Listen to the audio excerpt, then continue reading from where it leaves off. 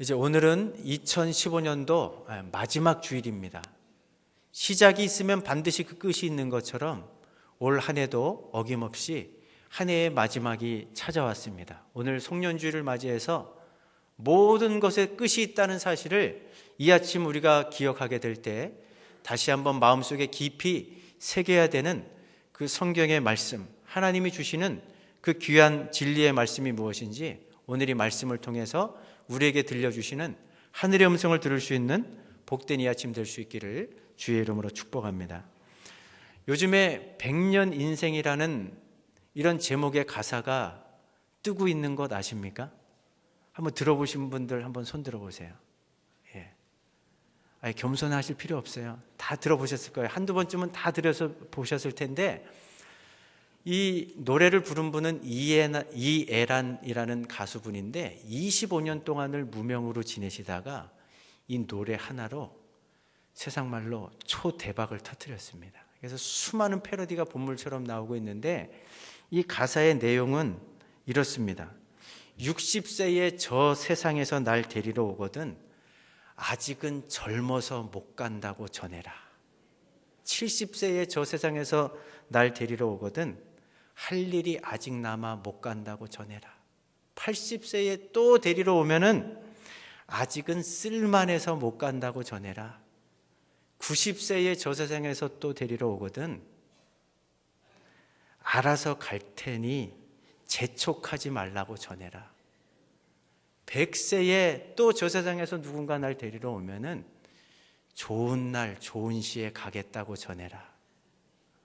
굉장히 사실은 해학적인 그런 웃음이 담긴 내용이긴 하지만 이 가사를 제가 어느 날 우연히 듣고 깊이 그 가사를 묵상해 보니까 이 땅을 살아가는 현대인들의 그 소망이 그대로 담겨져 있습니다. 요즘같이 영양 상태가 발전하고 의학이 발달하다 보니까 이 제목처럼 100년 정도 사는 데는 문제가 없다는 거예요.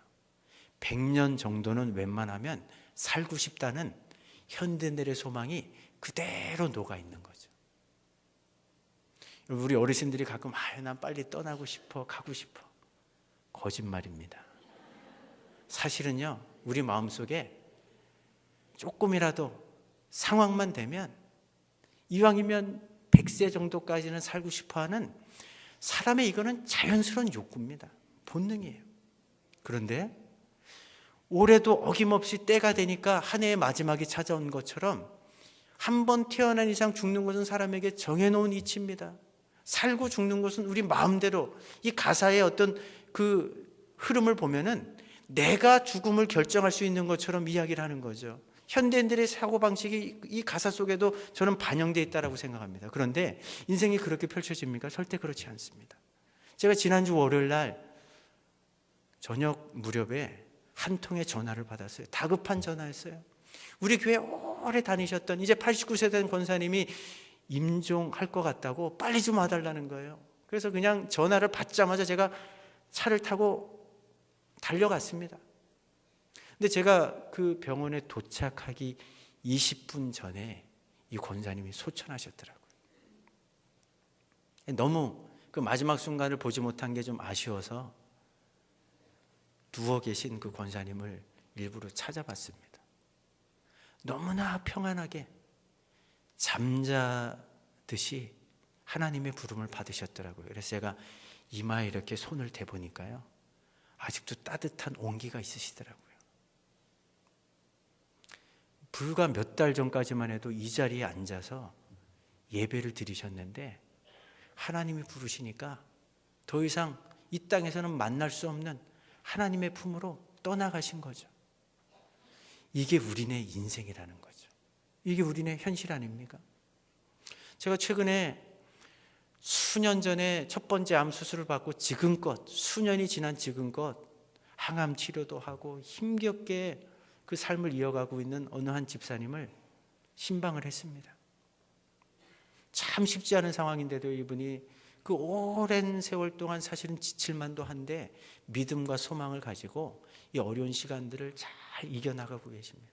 이런저런 이야기를 나누는데 그래도 힘든 중에 두 아들이 대학생인데 참 자랑스럽다고 그러시는데 무슨 내용인가 들어봤더니요, 이 아들들이 충분히 좋은 대학을 갈 수 있는데 아버지 투병 중이시고 가정 상황을 생각해 가지고 대학의 급을 낮춰 가지고 두 아들이 진학을 한 거예요. 그래서 다 둘 다 장학생으로 다니고 있더라고요. 근데 이런저런 얘기를 나누던 끝에 집사님이 저에게 뜬금없이 이런 이야기를 하시더라고요. 목사님, 지금부터 더도 말고 덜도 말고 딱 10년만 좀 더 살고 싶습니다. 10년만 더 살게 해달라고 기도하는 게 제 욕심일까요? 이렇게 얘기를 하시는데 갑자기 말문이 쫙 막혀가지고요, 아무 말도 이을 수가 없더라고요. 사실 이분은요, 가장 센 강도의 마약성 진통제를 맞아도 통증이 잡히지 않을 때가 많은 그런 지금 상황이세요.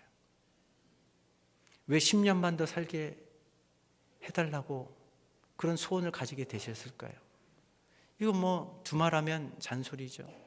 두 아들들, 20대 초반의 두 아들들 10년 정도면 그래도 이제 졸업도 하고 취업도 하고 짝을 만나갖고 결혼할 때까지만이라도 아버지의 자리를 지켜주고 싶은 그런 간절한 바람 아니겠어요?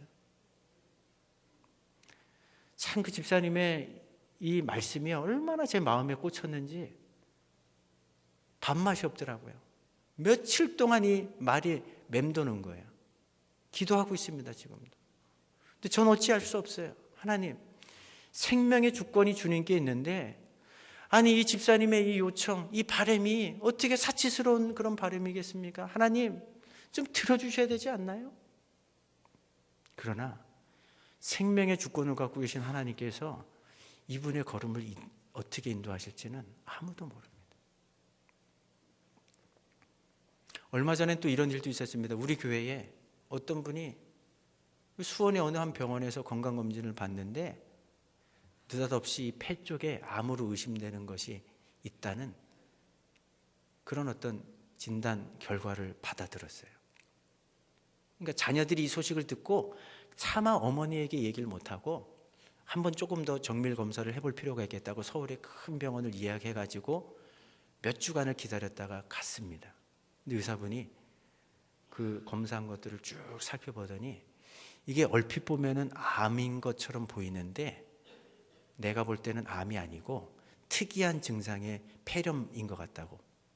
그래갖고 지금 약을 몇 주간 먹었더니 깨끗이 나으셨어요. 이 최종적인 결과를 받아들 때까지 이 가족들은요 완전히 천당과 지옥을 왔다 갔다 하지 않았겠습니까? 최종적인 결론이 해피엔딩으로 끝나서 감사하지 꼭 이렇게 해피엔딩으로만 끝나지 않는다는 것 우리 알잖아요. 이런 일들은요 누구에게나 불어닥칠 수 있습니다. 침묵의 암살자라고 불리는 이 암은요 아무에게나 어떤 전조증상 예고도 없이 찾아온다는 것 우리가 너무 잘 알고 있잖아요. 멀쩡했던 분입니다. 자각증상도 조금도 느끼지 못했는데 어느 날 건강검진을 하다가 암을 발견하는 분들이 얼마나 많아요. 발견된 암이 초기만 그래도 해볼 만한데 어떤 분들은요 그냥 발견되고 나면 손을 쓸 수 없는 말기 상태의 그런 치명적인 암으로 발견되는 경우도 있습니다. 여러분 제가 지난주 신문기사를 검색하다 보니까요 22일 날 보건복지부와 중앙암등록본부에서 2013년도 기준으로 우리나라 암 등록 통계를 발표했습니다. 이에 따르면 우리나라 국민의 기대 수명이 81세인데 그때까지 내가 생존한다고 할 때 암에 걸릴 확률이 36.6%로 나타났습니다. 지금 우리나라의 남자들의 평균 수명이 78세인데 5명 중에 2명이 암에 걸릴 것으로 예측이 됐고 또 여성들의 평균 수명이 85세까지 산다고 할 때 3명 중에 1명이 암이 걸릴 것으로 예측이 됐다는 거예요. 쉽게 말하면 내가 80년 평균 수명을 산다고 생각할 때 3명 중에 1명은 반드시 암에 걸린다는 거예요. 이걸 조금 다시 이야기하면요, 4인 가족 기준으로 할 때 우리가 평생을 살면서 다른 사람이 아니라, 친척이 아니라 우리 가족 식구 중에 한 명 이상은 반드시 암에 걸린다는 지금 수치가 우리 지금 현실이라는 거죠. 여러분들, 시간이 지나니까 올 한 해의 끝이 왔습니다. 언제가 될지 모르지만 많은 사람들이 100년 시대를 꿈꾸는 그런 시대 속에 살아가고 있지만 우리에게 죽음은 피할 수 없는 거예요. 우리 인생의 끝이 있다면 자꾸 그것을 외면하고 회피하려고 하기보다는 어떻게 이 죽음을 준비하고 대비할 것인가, 어떻게 남은 인생을 사는 것이 정말 하나님의 부르심에 합당한 삶인가를 생각하면서 사는 것이 진짜 믿음 있는 사람이고 진짜 지혜 있는 사람이라고 성경은 우리에게 교훈해 주고 계신다는 거죠. 오늘 2015년도 마지막 주일을 맞이하는 이 아침에 어김없이 올 한 해의 마무리가 다가온 것처럼 언제가 될지 모르지만 우리 인생의 끝도 반드시 우리 앞에 불어닥친다는 이 사실을 기억하시면서 하나님 앞에 우리의 남은 인생을 어떻게 세워갈 것인가를 정말 기도하며 또 새롭게 설계하고 준비할 수 있는 우리 창원대교의 모든 성도님들 될 수 있기를 주의 이름으로 축복합니다. 근데 성경 말씀 보면 이렇게 한 해의 끝이 있는 것처럼, 인생의 끝이 있는 것처럼 우리가 살아가는 이 역사의 끝도 있다는 사실을 분명히 말씀합니다. 여러분들, 2015년이 끝나면 16년이 자동적으로 온다고 생각하세요? 이 역사가 단절되는 때가 있다는 거예요. 끝나버리는 때가 있다는 겁니다. 더 이상 새로운 해가 우리에게 오지 않는 때가 있다는 것을 성경은 이야기하는데, 그 마지막 때가 오기 전에 이 땅, 우리가 살아가는 삶의 현장 속에서 벌어지게 될 수많은 일들에 대해서 성경은 침묵하지 않습니다. 우리가 오늘 짧은 구절을 읽었지만 마가복음 13장 예수님이 주신 교훈의 말씀 보면 이 지구의 종말이 있기 이전에 어떤 일들이 이 땅에 벌어질 것인데 대해서 우리 주님은 너무나 분명하게 교훈해 주십니다. 첫 번째는요, 종교적인 미혹이 있습니다. 마가복음 13장 5절과 6절 같이 한번 읽어보십니다. 예수께서 이르시되 너희가 사람의 미혹을 받지 않도록 주의하라. 많은 사람이 내 이름으로 와서 이르되 내가 그라하여 많은 사람을 미혹하리라. 이 종말의 첫 번째 징조는 뭐냐? 자칭 그리스도라고 하는 사람이 여기저기 나타나게 된다는 거죠. 여러분, 사도행전 5장 말씀 보면 이미 초대 예루살렘 교회 때에 그 갈릴리의 유다라는 사람, 드다라는 사람이 일어나가지고 많은 사람들을 미혹했습니다. 여러분들, 우리가 살아가는 이 시대, 우리 사회만 들여다보더라도 이미 우리 한국 땅에는 자칭 예수라고 하는 사람이 50명 넘게 삽니다. 스스로를 하나님이라고 생각하면서 살아가는 사람도 10명 이상이 됩니다. 언젠가 제가 말씀드렸지만 이단 가운데는 이제 하나님 아버지도 모자라갖고 하나님 어머니를 섬기는 그런 이단도 버젓이 수십 명의 신도들을 거느리면서 이 땅에 존재하고 있다는 거죠. 국제 종교문제 연구소의 탁지연 소장에 의하면요, 우리나라에 이렇게 사이비 이단 사교 집단에 소속되어 있는 인구수가 적어도 200만 명 이상이라는 겁니다. 그리고 지금도 매년 통계를 내보면 10만 명 이상의 사람들이 이런 사이비 이단 사교 집단에 빠져들고 있다는 것을 보고하고 있다는 거죠. 우리는 성경의 이야기를 너무 자주 듣고 또 너무나 비일비재하게 목격하다 보니까 둔감해졌어요. 그러나 예수님 말씀하십니다. 이렇게 종교적인 미혹이 있을 때 이 세상의 끝이 얼마 남지 않았다는 것을 절대로 잊어서는 안 된다. 첫 번째 주님의 말씀입니다. 두 번째 종말의 징조는 뭐냐면요, 사회적인 혼란입니다. 오늘 우리가 다 읽진 않았지만 마가복음 13장 7절과 8절 상반절에서 이런 교훈을 주십니다. 같이 한번 읽어보실까요? 난리와 난리의 소문을 들을 때에 두려워하지 말라. 이런 일이 있어야 돼. 아직 끝은 아니니라. 민족이 민족을, 나라가 나라를 대적하여 일어나겠고. 예수님 시대에도 전쟁은 있었습니다. 인류 역사가 시작된 이래로 사람이 모이는 곳에는 항상 전쟁이 있었습니다. 그 전쟁이 얼마나 대규모로 또 얼마나 빈번하게 일어나느냐, 이런 차이만 있었을 뿐이죠. 20세기가 이미 끝났지만 20세기에 우리가 잘 알고 있는 1차 세계대전과 2차 세계대전이 있었습니다. 이제 우리는 21세기를 살아갑니다. 이 시대 속에 어떤 또 다른 세계적인 규모의 전쟁이 일어날지 모르지만 만에 하나 그런 전쟁이 일어난다면 그 전쟁 자체로 이 지구는 종말을 고하게 될 겁니다. 지난주에 제가 또 기사 검색을 하다가 이 미국의 국립문서보관소에서 1959년도에 작성했던 핵무기 필요성 연구라는 제목이 붙은 800쪽짜리의 문서를 공개를 했습니다. 그래서 이걸 뉴욕타임즈가 싣고 이제 그것이 일반인들에게 공개가 됐는데, 이것은 1950년대 미군 공군 사령부가, 그때는 미소 이렇게 냉전 시대 아니었습니까? 만약에 두 나라가 맞붙어서 전쟁을 일으킬 때 이 핵전쟁을 어떻게 감행할 것인지 여러 가지 상황별로 시나리오를 800페이지에 이르는 장황한 그런 문서로 작성해 놓은 거예요. 이게 1급 국가 비밀 문서였는데 이제 수십 년의 시간이 지나니까 이제 일반인들에게 공개가 된 거죠. 근데 그 가운데 하나가 소개가 됐는데요. 작전명 작전 코드 275라는 이런 시나리오는 뭐냐면, 요즘에 가만히 보면요, 나라들마다 전쟁도 벌이지만 전쟁을 벌이는 나라들 사이에서는 불문율이 있습니다. 절대로 무슨 일이 있어도 핵폭탄은 사용하지 않는다. 그리고 민간인들이 밀집되어 있는 지역에는 폭탄을 투하하지 않는다. 이거는 불문율이에요. 이 불문율이 깨지면 사회적인 국제사회의 지탄을 받습니다. 그런데 이 작전 코드 275는 뭐냐면 산업시설이 아닙니다. 군사시설이 아니에요. 대규모 인구가 밀집되어 있는 대도시에 핵폭탄을 투하해가지고 그 도시 전체를 다 없애버리는 그런 코드가 다 입력이 돼 있었다는 거죠. 그때 1950년대 미국이라는 한 나라가 갖고 있었던 핵폭탄 규모가 2만 메가톤급인데, 이 2만 메가톤급을 한꺼번에 다 터뜨려 버리면은 이 지구라는 행성 자체가 폭발해 버리는, 없어져 버리는 그 정도의 규모의 핵폭탄을 미국이 이미 1950년대에 갖고 있었다는 거죠. 지금은 그 이상이겠죠. 핵 감축을 한다고는 하지만, 근데 이 핵 전문가가 이런 이제 공개된 문서와 관련해서 뉴욕타임즈와 인터뷰를 하면서 이런 이야기를 했습니다. 이번에 공개된 문건이 일반인들에게는 음산하고 섬뜩한 내용으로 가득 차 있다.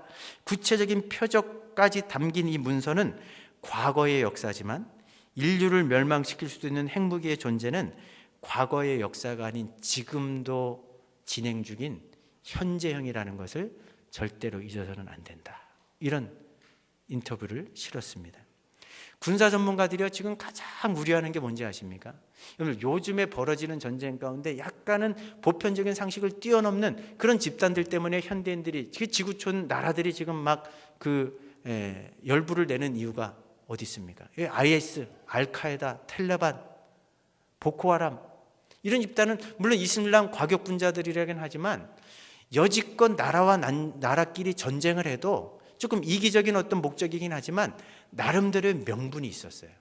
근데 이 IS라는 이 집단을 보면요, 여지껏 역사 속에서 이런 식의 명분을 가지고 그냥 닥치는 대로 세계 곳곳에서 그냥 테러를 자행하고 무고한 시민들을 이렇게 생명을 앗아가는 이런 유의 전쟁, 이런 유의 테러는 보기 드문, 아니 이전 시대는 찾아볼 수 없는 그런 유의 지금 일들을 벌이니까 온 세계가 지금 경악하는 거죠. 군사 전문가들이 우려합니다. 만약에 통제 불가능한 이런 테러 집단에 핵무기가 유입되거나 생화학 무기, 대량 살상 무기들이 유입되는 이런 상황들이 벌어지면 누구도 통제할 수 없다는 거죠. 이것을 가장 우려하는 겁니다. 물론 이런 것뿐만 아니라 이 땅에서 이미 우리가 살아가는 시대, 올 한 해만 놓고 보더라도요, 이 전쟁, 나라와 민족과 민족이 맞붙는 이런 전쟁을 통해서 사회적인 혼란이 가중이 되고 심화되면서 예수님께서 다시금 이 땅에 오실 때, 그 마지막 때가 다 됐다는 것을 이제는 더 보여줄 것이 없을 만큼 지구촌 곳곳에서 벌어지고 있는 그 시대 한가운데 저 여러분들이 살고 있다는 것을 꼭 명심하셔야 된다는 거죠. 우리 예수님께서 마가복음 13장에서 마지막 종말의 세 번째 징조로 말씀하시는 것은 뭐냐면요, 천재지변을 통한 자연적인 재앙입니다. 우리 마가복음 13장 8절 하반절 말씀 같이 한번 읽어보실까요? 곳곳에 지진이 있으니 기근이 있으리니 이는 재난의 시작이니라. 올해 우리 지구촌 인구가 73억 명 정도 된다고 하는데 앞으로 가면 갈수록 인구가 더 팽창하게 될 것입니다. 또 지구의 오염이 다양한 측면에서 심각해지면 식량 문제, 물 부족 사태가 심각한 인류를 위협하는 실제적인 문제가 될 겁니다.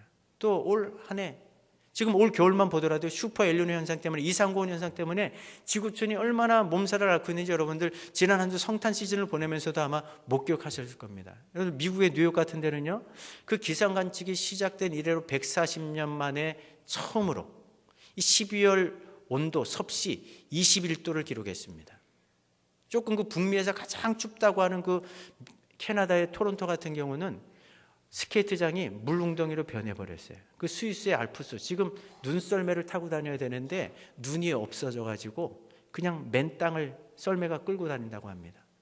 남미 쪽에서 아르헨티나, 파라과이, 우루과이 이런 쪽에 100년 만에 한 번 있을까 말까 한 기록적인 폭우 때문에 10만 명 넘는 이재민들이 생겼습니다. 오늘 인도, 이웃하고 있는 중국 보십시오. 가스실을 방불할 정도의 엄청난 스모그 때문에 많은 사람들이 고통을 겪고 있어요.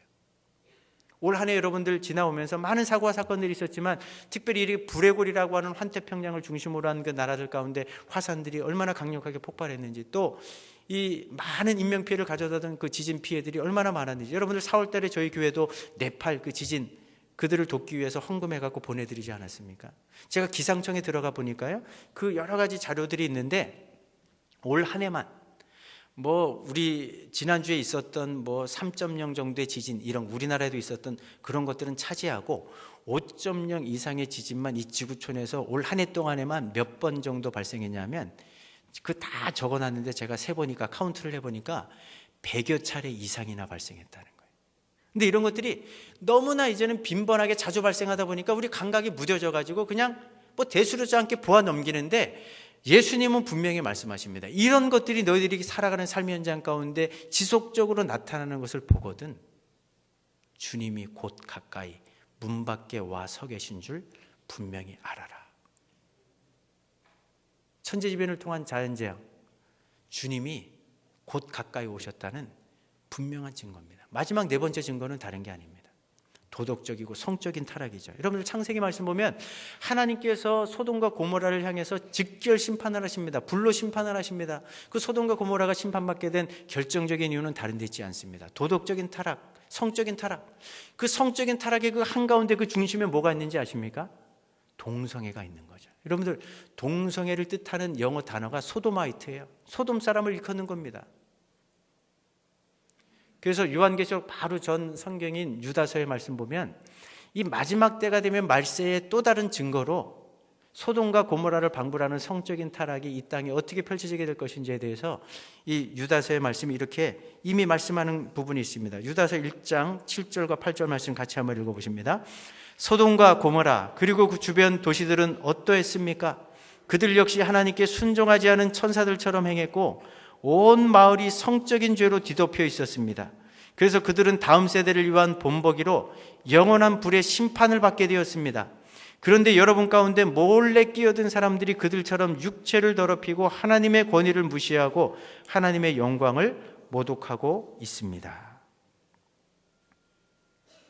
하나님께서 본보기로 샘플로 성적인 타락, 그 끝에 동성애가 난무한 소돔과 고모라를 불로 심판하셔서 이 마지막 세대 우리에게 경각심을 일깨워 주셨다는 거예요. 그런데 우리가 살아가는 시대가 어떻습니까? 도덕적인 타락, 성적인 타락은 이제는 입에 담을 필요가 없어요. 우리가 날마다 목격합니다. 그러나 조금 새로운 국면으로 접어드는 것을 여러분들이 인지를 하셔야 돼요. 제가 가끔 말씀드리지만 하나님께서 분명히 죄라고 말씀하시는 동성애가 이제는 모든 나라들의 관심사가 되어버렸어요. 보편적인 현상이 되어가고 있습니다. 더 기가 막힌 현실이 어떤 겁니까? 우리 예수 믿는 사람들이 동성애자들을 차별하지 않아요. 다만 하나님이 주신 말씀의 교훈을 따라서 동성애는 죄라고 말할 뿐이에요. 그런 입장을 취할 뿐입니다. 그런데 세상의 법이 지금 어떻게 만들어지고 있습니까? 차별한 것도 아닌데 그냥 신앙적인 종교적인 소신을 가지고 동성애가 죄라는 이 말씀을 붙잡고 살아가는 것뿐인데 그렇게 행동하면 벌금형을 내려요. 금고형에 처합니다. 그런 일들이 지금 실제적으로 벌어지고 있습니다. 처음 에덴 동산에서 벌어졌던 똑같은 일들이 지금 우리가 살아가는 이 시대에 벌어지고 있는 거죠. 하나님 뭐라고 말씀하십니까? 선악과를 따먹게 되면은 반드시 죽을 것이라고 하나님이 분명하게 말씀하고 계시는데, 최초인간 아담이 뱀을 앞세운 그 사단의 유혹에 넘어가서 선악과를 먹는 날에는 죽지 않고 오히려 눈이 밝아서 하나님처럼 될 것이라는 이 사단의 말을 더 신뢰하면서 하나님의 말씀을 정면으로 거부해 버리잖아요. 오늘 똑같은 일이 벌어집니다. 여러분들, 구약부터 신약까지 초등학생이 읽어도 동성애는 죄라는 것, 하나님이 명백하게 말씀하신 교훈의 말씀인데, 오늘날 현대인들이 노골적으로 그 말씀을 뒤집어 버리지 않습니까? 동성애는 성적인 지향일 뿐이다. 그러면서 동성애를 죄라고 말하는 사람들, 편협한 사람들이기 때문에 금고형에 처해야 되고 벌금을 내려야 된다. 그러면서 이 세상이 도덕적으로 성적으로 얼마나 타락해 가는지 우리는 날마다 심령이 상하면서 목격하고 있지 않습니까? 여러분들, 선악의 기준이 무엇입니까? 하나님이 말씀하시는 그것이 선이고 하지 말라고 하시는 그것이 악입니다. 믿으십니까? 근데 현대는 어때요? 성경의 이 말씀을 더 이상 진리로 믿지 않아요. 하나님의 말씀으로 받지 않습니다. 내가 원하는 게 선이에요. 내가 원하지 않는 게 악입니다. 선악의 기준이 자기 자신이에요. 그리고 자기 마음대로 인생을 삽니다. 그러다 보니까 그 결과는 뻔한 거죠. 오늘 우리가 날마다 목격하는 이런 도덕적인 타락, 성적인 타락, 그 끝에 항상 고개를 치미고 나오는 동성애의 문제가 항상 결부되어 있다는 거죠. 주님이 오늘 본문 말씀을 통해서 이렇게 마지막 때의 4가지 징조들이 너희들이 살아가는 삶의 현장 가운데 날마다 벌어지는 것을 보거든 무엇을 깨달아야 되는지를 오늘 29절에서 이렇게 말씀해 주십니다. 같이 한번 읽어보십니다. 이와 같이 너희가 이런 일이 일어나는 것을 보거든 인자가 가까이 곧 문 앞에 이른 줄 알라. 오늘 본문의 제목 삼은 것처럼 종교적인 미혹이 있고 사회적인 혼란이 있고 천재지변을 통한 자연적인 재앙이 있고 도덕적인 성적인 타락이 있는 것을 보거든 인자가 곧 가까이 문 앞에 서 계신 줄로 알아라. 오늘도 예배드리면서 사도신경의 신앙 고백을 통해 여러분들 무엇을 고백하셨습니까? 삼일체 하나님, 그 하나님 가운데 성자 예수님은요 하늘 보좌에 지금 앉아 계시다가 그곳에서부터 산자와 죽은 자를 심판하러 이 땅에 다시 재림하실 것임을 오늘도 고백했습니다. 성령에 대해서 우리가 무엇을 고백했습니까? 그 거룩한 공회와 성도가 서로 교통하는 것뿐만 아니라 우리 죄를 사해 주시는 것, 우리 몸이 다시금 주님이 이 땅에 오실 때 사는 것, 영원히 사는 것을 믿사옵나이다. 오늘도 고백했어요. 어떻게 살아야 될까요? 여기에 무슨 말씀을 더 덧붙이겠습니까? 성경 3곳의 말씀을 함께 나누면서 말씀을 맺으려고 합니다. 마가복음 13장 33절, 34절, 37절 말씀 보면요, 임박한 주의 재림을 바라보면서 어떻게 살아야 되는지 이렇게 말씀하십니다. 같이 한번 읽어보십니다.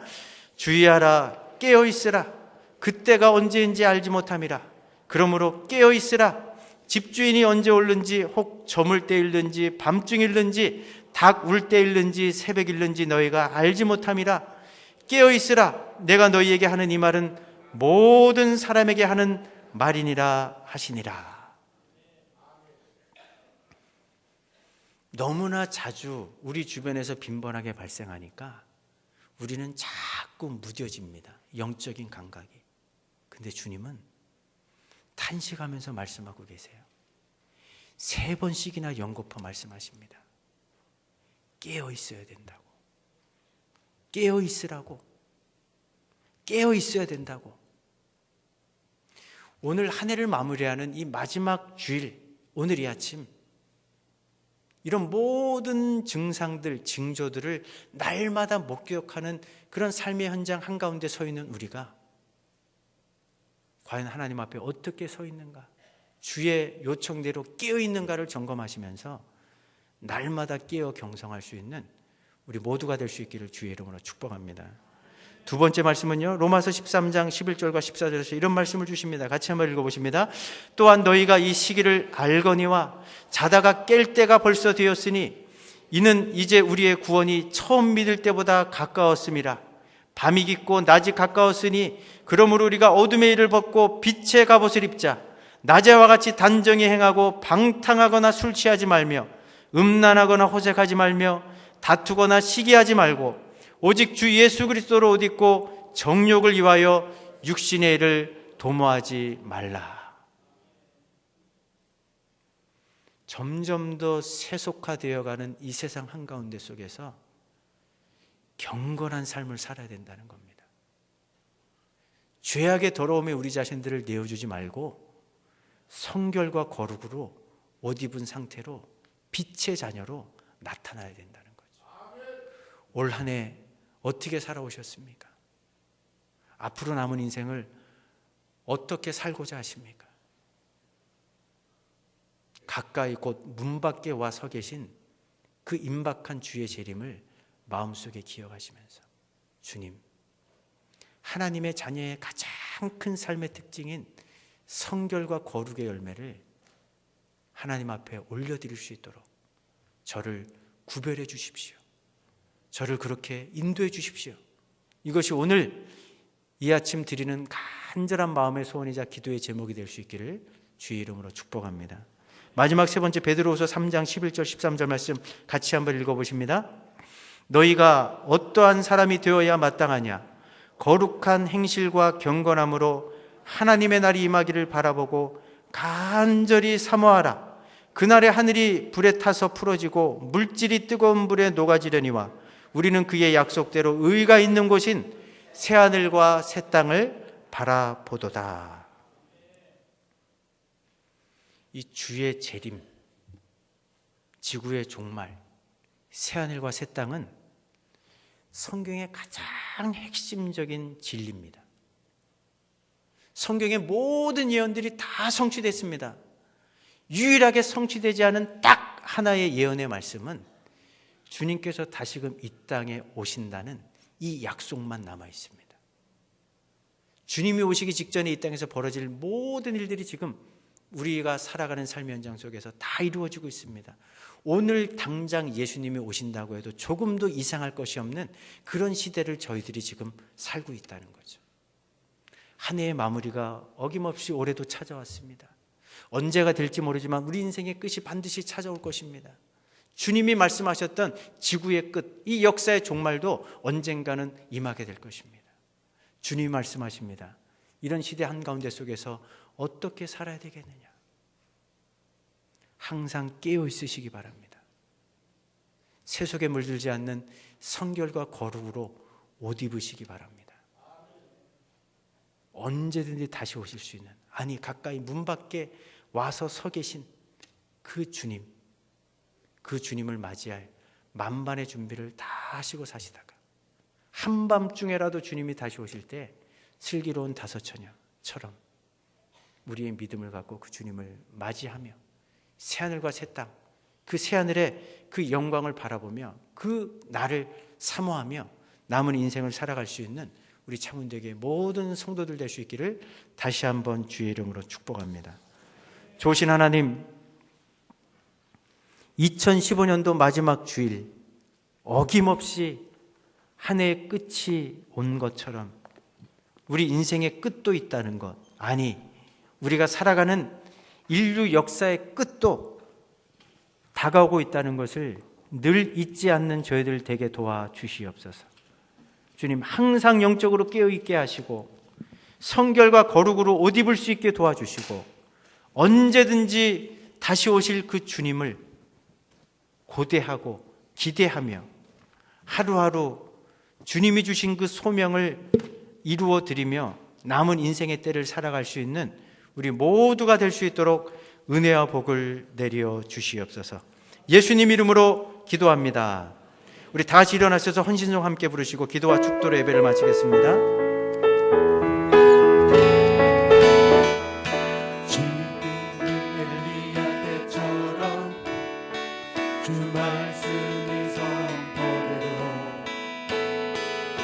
주의 하신 언약이 성취되네. 비록 전쟁과 기근과 비판 환난 날이 다가와도 우리는 광야에 외치는 소리 주의 길을 예비하라. 돌아주니 구름 타시고 나팔 불 때 다시 오시네. 외치세 은혜의 해니 시온에서 구원이 임하네. 에스겔의 환상처럼 에스겔의 환상처럼 마른 뼈가 살아나며 또 주의 종 다윗의 때와 같이 예배가 회복되네. 주수할 때가 이르러 들판은 이어졌네. 우리는 주수할 일꾼 되어 주 말씀을 선포하리. 돌아주니 구름 타시고 나팔 불 때에 다시 오시네. 외치세 은혜의 해니 시온에서 구원이니. 보라 주님 구름 타고 다시 오십니다.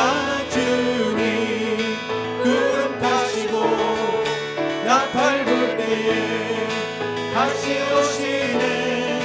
외치세 은혜의 해니 시온에서 구원이 임하네. 우리 한번 주신 말씀을 붙잡고 기도하길 원합니다. 많은 사람들이 바쁘고 분주한 가운데 이미 우리가 살아가는 날마다의 삶의 현장 속에서 그 종말의 마지막 징조들, 종교적인 미혹과 사회적인 혼란과 수많은 자연 재앙과 그 외 주님이 말씀하시는 성적인 도덕적인 타락이 끝도 없이 이 땅에서 벌어지고 있습니다. 하나님, 어떠한 인생을 살아야 되겠습니까? 한 해의 끝이 있는 것처럼, 인생의 끝이 있는 것처럼 주의 재림과 함께 이 세상의 끝도 임하게 될 텐데 깨어있는 저희들 되게 도와주시옵소서. 성결과 거룩으로 옷 입는 삶의 자리로 나가게 도와주시옵소서. 주의 재림을 간절히 사모하며 남은 인생의 때를 새하늘과 새 땅을 흠모하며 주신 소명을 최선을 다해 감당하는 그런 삶을 살 수 있도록 은혜 베풀어 달라고 우리 합심해서 목소리로 함께 기도하시겠습니다. 좋으신 아버지 하나님, 하늘을 마무리하는 아버지 마지막 송년주일의 아침에 우리 아버지 하나님의 인생을 어디에 살았습니까?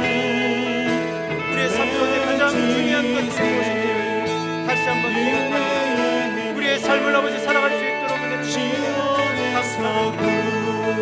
우리 안에 아버지 하나님의 부족함이 있습니다. 연약한 분이 있습니까? 나약한 분이 있습니까? 아버지 하나님 사시고 깨어 있게 하여 주시옵소서. 주님이 아버지 말하고 하시니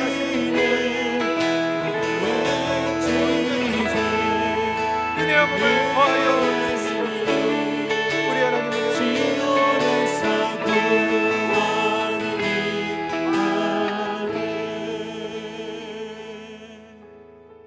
이제는 우리 주 예수 그리스도의 은혜와 아버지 하나님의 그 크신 사랑하심과 성령님의 감화감동하심의 그 귀한 은총이 이 세상의 끝이 다가왔음을 날마다 목격하고 살아가는 삶의 현장 한가운데서 주님이 주신 말씀처럼 항상 깨어 있는 가운데 성결과 거룩으로 날마다 옷 입고 주의 재림을 손꼽아 기다리며